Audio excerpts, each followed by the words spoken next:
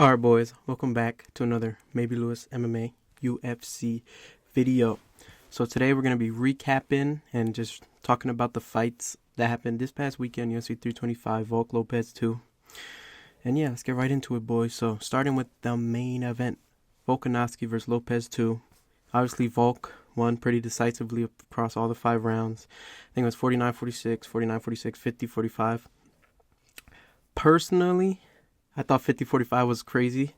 I thought Lopez maybe could have had round 2 or 3. I forget. He dropped him in one of the rounds. I feel like he could have took that one. And maybe round 4. But besides that, Volk dominated. Pretty lackluster fight, not going to lie. It was definitely toned down from their first one. But, you know, Lopez went in there. Same exact game plan. Except this time he was just switching to southpaw and throwing kicks to the body, I think, or the legs. But it was not working, you know. Volkanovski could fight any style. What Lopez really had to do was pressure him. Didn't do that. That's what I thought he was going to do. That's why I picked him to win. If I knew he was going to come with the same exact game plan, I would have picked Volkanovski, obviously, because Volkanovski is just going to fight the same exact way, and he did. Just fighting on the outside and then exchanging with Lopez whenever he came in. He would crack him with big shots. But, yeah, very disappointed in Lopez's performance, man. Just didn't change anything, literally. It was the same exact fight, just less output from both sides. Because Lopez clipped him, but that was like his only highlight. Obviously, Volkanovski's up there in age still, beating probably the most dangerous fighter in the division in Diego Lopez. But, yeah, it was an alright fight. You know, obviously Volk dominated, kept that belt. And Lopez just didn't look good out there. Went same exact game plan. So he's not going to win the belt if he doesn't change up the game plan. So I know he'll learn even more from this one. But, yeah. Now to the co-main event of the evening. Dan Hooker versus BSD. Man, BSD destroyed Dan Hooker.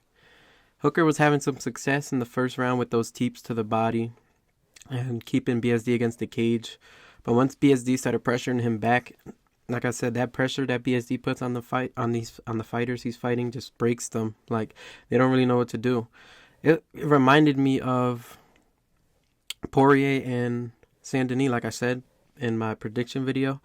BSD, man, he was all over Poirier against the fence. He was the same exact way versus Hooker, and you know, took him down with ease. He had that arm triangle, but Hooker was defending it well. So BSD just switched to mount, pounding him out, pause with elbows. You know, Herb Dean tried to get Dan Hooker killed in there. But BSD looked really dominant in this one. Might I say he beat him better than Arman. But pretty good performance from BSD. Dan Hooker, I feel like, came back too fast from that Arman loss. And now, you know, he got this BSD loss as well. So BSD looked really good. You know, my prediction, round 2, came true. But yeah, BSD's looking like a pretty good fighter at lightweight right now. He's top 5 now. Next fight, Rafael Fiziev versus Mauricio Ruffy. I knew this fight was going to be so close, boys. I knew I picked Fiziev by decision. Obviously, Ruffy finished him in round 2. But Fiziev, like I predicted, he was throwing those leg kicks and the body kick, but he was not using his hands at all. He was just using his legs. He would have Ruffy against the cage, and Ruffy would just be countering him, picking him apart while against the cage with his leg kicks and his jab. Fiziev just wasn't throwing his hands, and I knew Ruffy could catch him with that shot. I knew it could happen because he's so clean. He feinted to the body and just blasted that right straight. Rocked Fiziev and then finished him, obviously. But Ruffy's looking like really good. You know, who finishes Fiziev like that? He came back from that BSD loss even stronger. Now he's like top number 8 or 9 in the division. Could put some pretty good fights on with some of the higher contenders in the division. But yeah, it looked really good. And yeah, finished Rafael Fiziev in round 2. Next fight, Tuivasa versus Teixeira. Man, this fight sucked. How are these two of the highest level of heavyweight fighters in the world? Blows my mind. These guys were gassed at the middle of round 2 already, like the end of round 1. Tuivasa was so tired that he could have got Teixeira out of there, but he didn't. Teixeira was just standing against the fence, and Tuivasa was just holding him instead of throwing strikes, because every time he threw, he was catching Teixeira. But yeah, Tuivasa gave that one away. Teixeira got the UD. He used his wrestling, but he has no cardio. He gassed. Tuivasa gassed. This was pretty bad. But Tuivasa, like a 6-fight losing streak now. I don't know what they're going to do with him, but yeah, Teixeira got that decision. Now, Salkilld versus Jamie Mullarkey, man. Salkilld looking better and better every fight. He was controlling Jamie Mullarkey. Got him down pretty quickly. He ended his 3 minutes. He got that rear naked choke. You know, he could submit people. He could knock them out. Decision, grappling. Looking really, really elite for lightweight. An all-around good fighter. Yeah, not much else to say on that. Pretty dominant performance by Salkilld. I had him round 1 knockout. He got round 1 submission, so pretty good. Now, Junior Tafa versus Billy Elekana. Called this one as well. You know, Tafa had success on the feet. He survived round 1. Not survived. He did good round 1. He dropped Elekana. But Elekana didn't use his grappling round 1. He was striking with Tafa. You know, I think he rocked Tafa even in round 1. But in round 2, once Elekana took him to the ground, submitted him pretty easily. Yeah, pretty good win. You know, it was a decent fight. Now, Rowston versus Cody Brundage. Obviously, Rowston finished Brundage in round 2. But Brundage was putting up a pretty good fight. You know, every time Rowston got him against the fence, Brundage would, you know, throw strikes to get out of the fence. But it wasn't really doing much. He was just running at him and throwing strikes, and Rowston was backing up. He would get tapped, but it wasn't that hard. But Rowston just, that 1-2, kept cracking Cody down the middle. And he rocked him, dropped him, finished him with the TKO. So, yeah, pretty good win for Rowston. Jacob Malkoun versus Torres Finney, man. How was Torres Finney undefeated? You put him against one decent counter grappler, and he lost.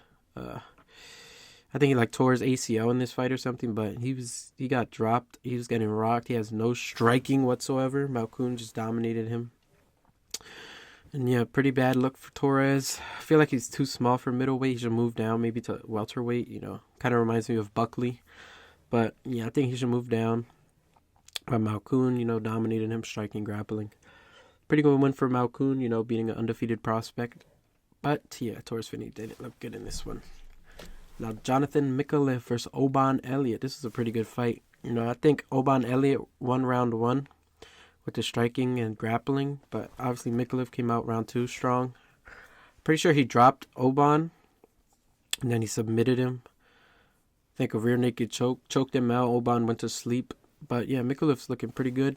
He has good striking, grappling. Beat Oban Elliot, finished him. Could be pretty good at welterweight.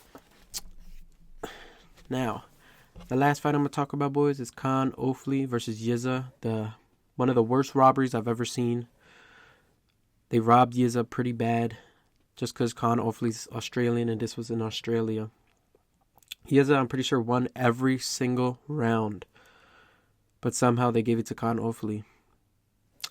I don't know what else to say. I'm just going to look at the stats on this really quickly because it blew my mind. I was in shock, literally, when I heard that. It was even split decision, and then they gave it to Ofli. But Yizha landed 20 more strikes, landed 3 takedowns, 20 more significant strikes, and had 1 knockdown. And Ofli went 0 for 7 on takedowns. So, yeah, I don't know what the judges were watching in this one, but that was pretty bad. And then the road to the UFC fights, they were pretty good. I'll just glance over them. Don Marfan versus Sangmo Kim. Marfan won by decision.